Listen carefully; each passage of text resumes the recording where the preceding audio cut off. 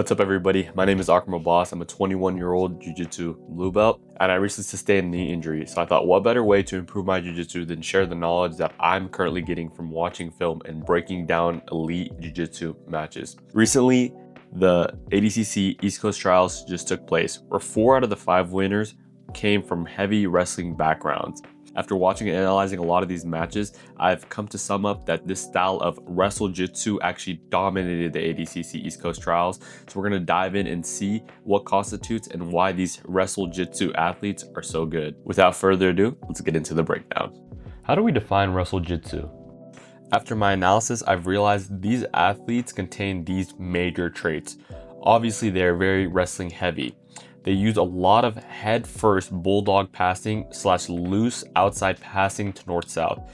They have a big emphasis on a heavy top game with lots of pressure and pace to tire down the opponent. The whole goal is to let the opponent give up guard passes and force opponent to give back exposure.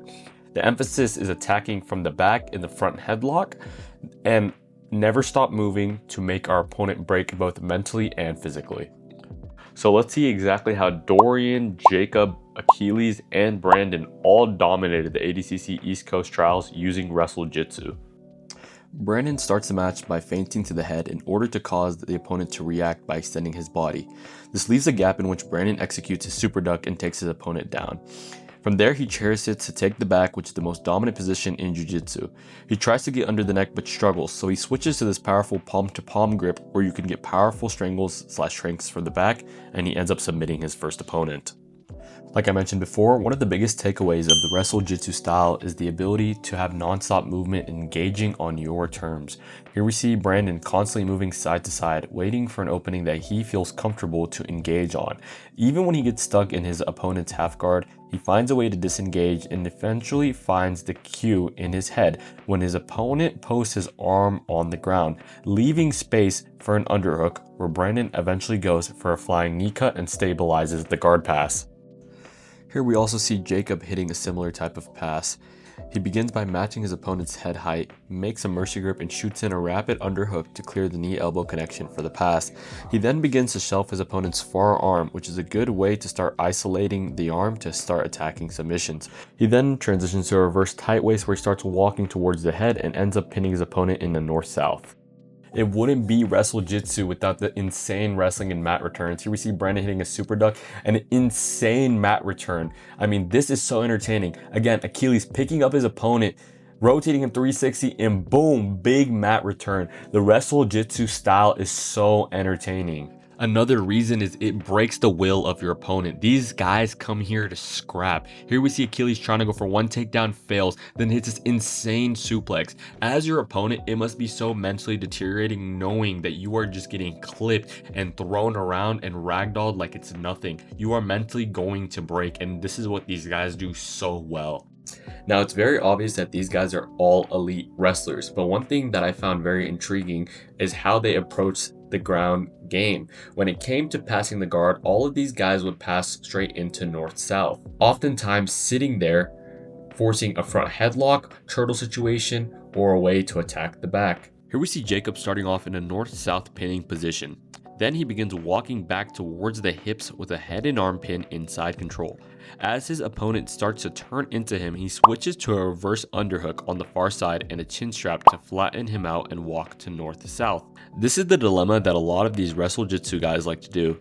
Again, we must remember, as a top player, these guys want the bottom guy to move as much as possible in constant defensive cycles to naturally tire themselves out as they still keep pushing the gas tank. This dilemma allows for the top player to constantly be switching between side control, north-south, and attacking the turtle.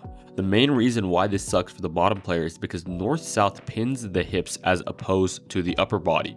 This makes it difficult for the player to re-guard. The bottom player is usually parallel in north-south. To begin escaping, they often have to get perpendicular, which just puts them back into side control, where the cycle begins again. The north-south pin just adds another defensive layer that the bottom player must peel through to re-guard or get back into a neutral position. The Bulldog style of passing was also another very prominent trait of the Wrestle Jitsu athletes, which helped them dominate at trials. Bulldog passing is a style of passing where the passer goes head first into the face or sternum of the opponent in order to put massive amounts of pressure on the guard player. while still being able to move side to side with their feet.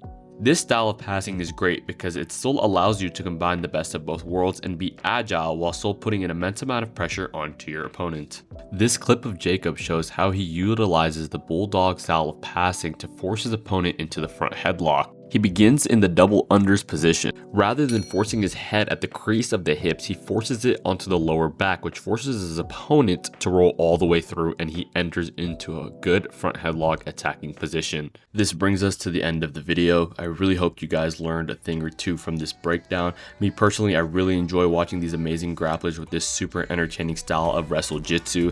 Best of luck to all these athletes at Worlds. If you guys enjoyed this video, please don't forget to like, subscribe, and follow me on my socials down below. Please comment what type of breakdowns or analysis videos you guys would like next. Thank you guys for watching. Until next time, os.